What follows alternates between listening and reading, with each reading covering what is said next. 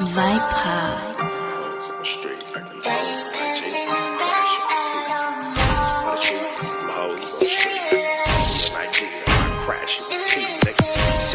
On my neck when I got it on me, and I remember I was broke. I've been sipping on this juice and I just hit him for his brick. I'm tripping off my chili and I ain't tripping off no bitch. Said money isn't everything, some stupid ass shit, cause I ain't never had no problems that the chili couldn't fix. I'm out here getting money, spent that chili on my bitch. I heard he wanted issues, so I bought some extra clips. If it's pressure, I got extras, put a body on my stick. She said she found somebody else, she find that nigga in that ditch. My little bitch kinda toxic, but I love her, she can't breathe without me. Hate when she alone, she swear that she can't sleep without me. Let her play her part to the letter, hard to be without me. Ex is still broke, said she can't afford to bleed without me. Broke baby mama, the only thing that she gon' be without me. Keep it in the tuck, I'm a shooter, they gon' see about me. Shoot your left eye for the chili, how I creep about me. Tell her best friends I'm getting money when they speak about me. Swear to God, oh, bitch, chilled up, 100 on the ground by the pound, told him pick him up. Oh, bitch, chilled up, chopper with a drum, 100 rounds, told him pick him up. Oh, bitch,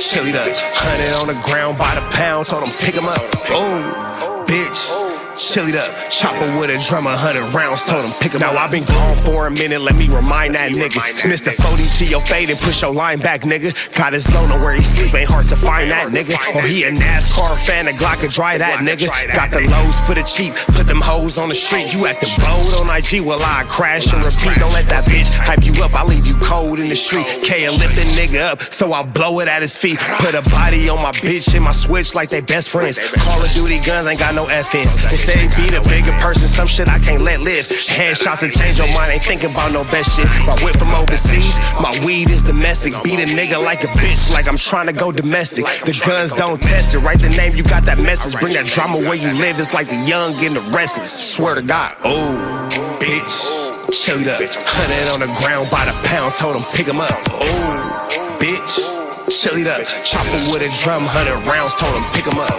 Oh, bitch, chilled up, 100 on the ground by the pound, told him pick him up. Oh, bitch, chilled up, chopper with a drum, 100 rounds, told him pick him up. Oh, hoes on the street, acting bold on IG, I crash and repeat, nigga. 60 bands on my neck when I got it on me, and I remember I was broke, I never let him, homie.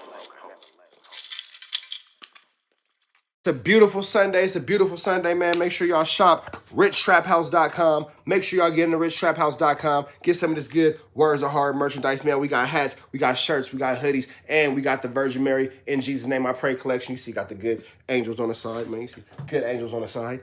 Good angels on the side, you feel me? And then, of course, on the back, In Jesus' Name I Pray. So make sure y'all get into that. If y'all haven't got into that, richtraphouse.com. December the 15th, the Rich Trap Drive. That's this Sunday, December the 15th, Rich Trap Drive. Drop your donations. You can drop it on the richtraphousewebsite.com. You can get it over there. Or you can go into the super chat. You can go into the comments and do the paid comments and all that wooty bam. We will be giving away Christmas to a family in need. That's a family indeed. You feel me? You feel me? Sunday, December the 15th, Rich Trap House. Make sure y'all tap in with that. Do the donations. The Rich Trap Drive. Last day to donate is December the 14th. Make sure y'all get into that. And we got a new video, Chillied Up. New video out now everywhere. So make sure y'all go tap in with that because Chillied Up is out now. Make sure y'all get into that if you ain't got into that. You feel me? You feel me? We understand. We got Bricc, baby, speaking on running into DW Flame and not taking a fade. Let's get into it. Let's go. I heard DW Flame. Should we break that down? Should we get... What's the deal with... Should we give you the floor to speak on running into your op? Yeah, man. Well, where'd you run into him? So I had a toy drive in Compton that my PR had already had me... Well, that I donated to, and my PR had me come out and do some charity work, even community work. I wouldn't call it charity work. But as I'm there for like an hour. Then I see DW girlfriend hit the corner. Look, oh my God, this was going on. These feet don't run, so you know what I mean. That wasn't nothing gonna happen as far as running at this point. You know what I'm saying? Like we hear Moneybag Rose happened to be there also. Okay. So Who I just interviewed. Go check that out. Yeah, so Moneybag Rose, I saw him when I walked up. We dapped hands, whatever. Now it's DW walking in. So now he come and give me like, DW here. I'm like, man, you don't get in the middle of what me and DW got going on because we not teaming up on him because there's two neighborhoods here that he don't get along with. And, you know what I mean? He by himself. We all really by ourselves, just happen to see each other. So, and I'm like this for the kids. So when I see him, I'm going to keep it G. I go out to shake his hand. He like, what's up with you, 3? Like, come on, bro. Like, da. He don't shake my hand. So when he don't shake my hand. Now, this is what I will say. DW Flame hitting Bricc, baby, with the what's up with you 3. That can be taken a lot of ways. DW Flame seeing Moneybag Rose and Bricc, baby, there. 2 neighborhood Crips. I can see DW Flame being apprehensive. But the what's up with you 3 and then no whatever, that's a tricky situation. That's a tricky situation. Man, I tell my mom, I'm like, hold on. I'm like, hey, man, you need to go holler away from the kids. Because at this point, whatever we finna do, we just ain't gonna let the kids see it. So we was at a Paru function. It was called El Seb. That was the name of the group that threw the toy drive. It was a lot of dudes from Ludus Park, Paru there.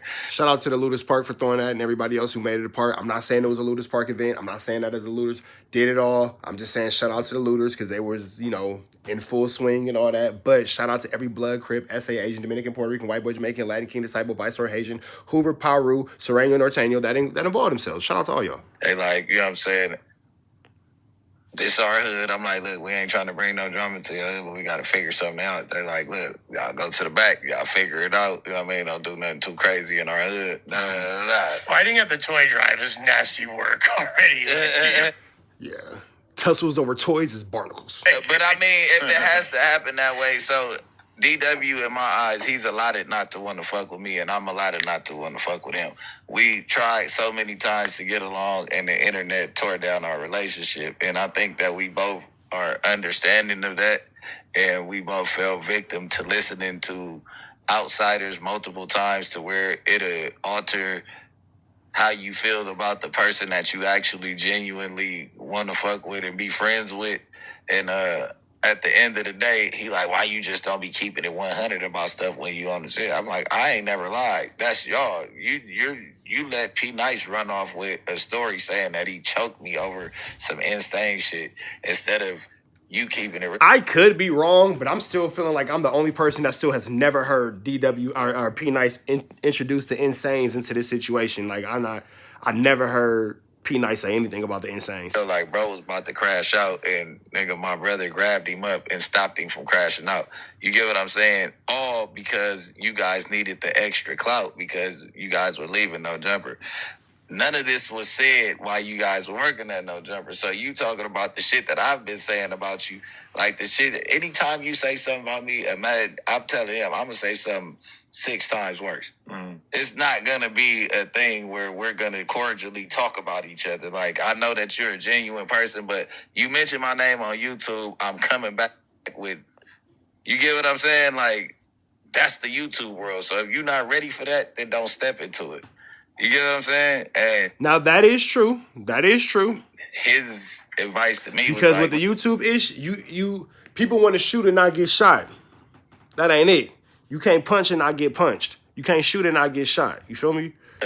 Them people ain't really your homie. You see, I was standing with you when all this shit was going on. I made the mistake. I was ready to go against the world with you. And then every time you got on the phone with these people, it was like you was trying to please your homies and tell them like whatever they wanted to hear about the situation. And I'm like, listen, we ops. And when I get on the phone, 9 times out of 10, I'm not going to call my ops by the right name.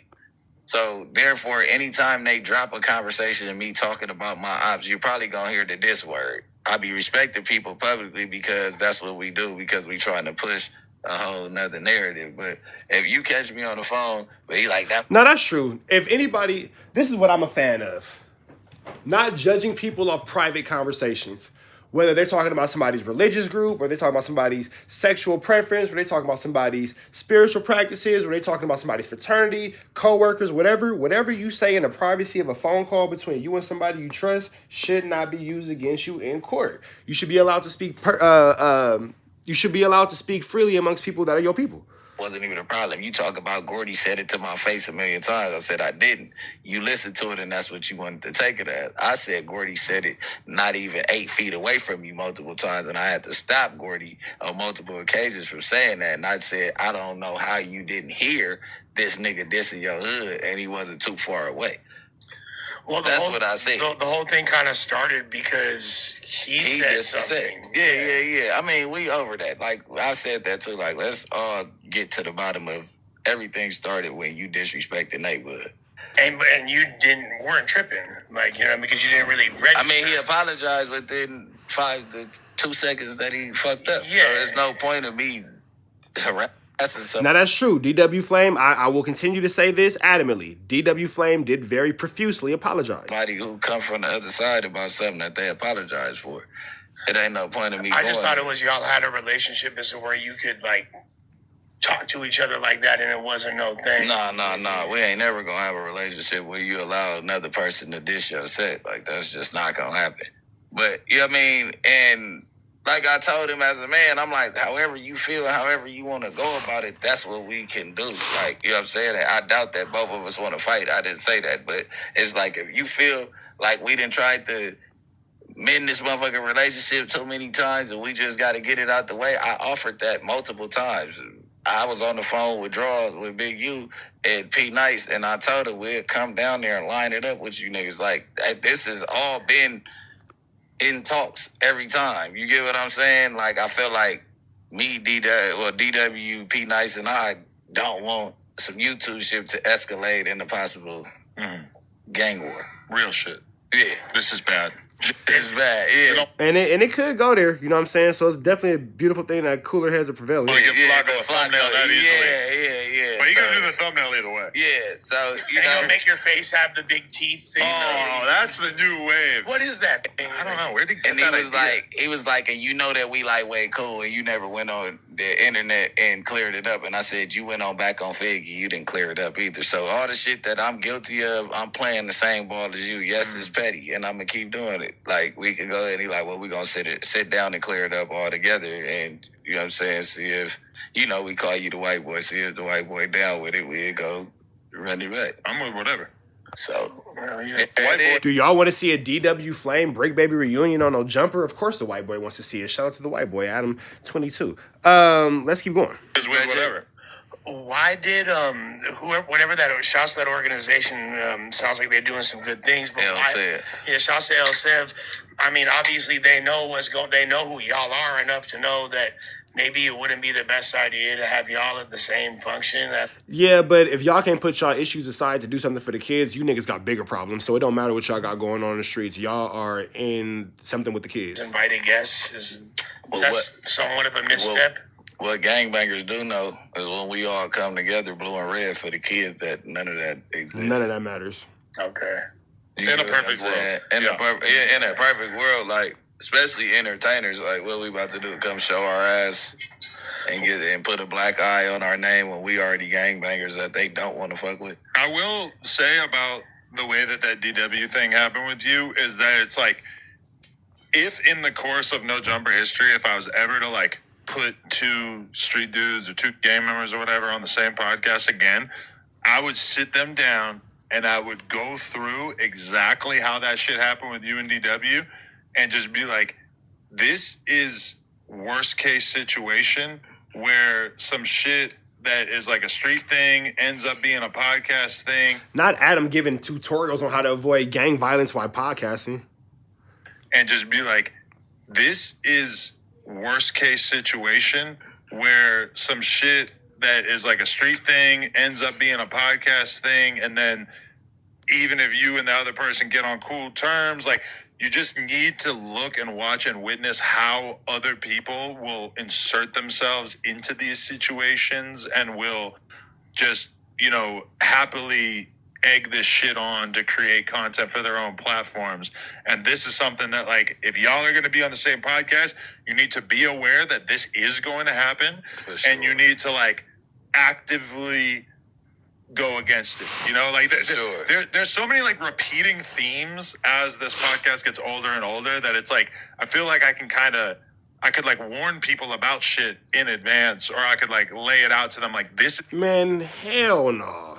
Don't try to protect them. Adam, is every man for himself out here in these YouTube streets. Stop adding protection. Let them niggas fall or fly. That's how this is going to happen. We call that lacing somebody's chucks in the hood. Okay. You can lace their chucks. I'm going to lace your chucks. But like that's like, I feel like I probably should do more of that, like, foreshadowing off camera to be like, listen, this is like how this is most likely going to play out because I've seen this exact dynamic take place over the years. And I did, and that's what I had to explain to him. I said, whether you like it or not, we made history. We're like the first generation wave of like real street niggas that podcast and gangbang. We tried to make something happen, and it wasn't gonna be easy because we was coming from two sides of town, and we were learning in real time. It wasn't like we were learning on pre-records. We were learning in live how to deal with each other on camera. Like, that mistake could easily happen in the room with no cameras on, and it wouldn't be a problem. But you got to be extra sensitive on what you do on camera in live time if you're gonna let the community that you live in outside of your entertainment world control your mental. All right, man. So we up out here to the next one. Make sure y'all know the deal is red dots to the left. Y'all know the rest, and it's free. Avenue Angel, till he's free. We are gone.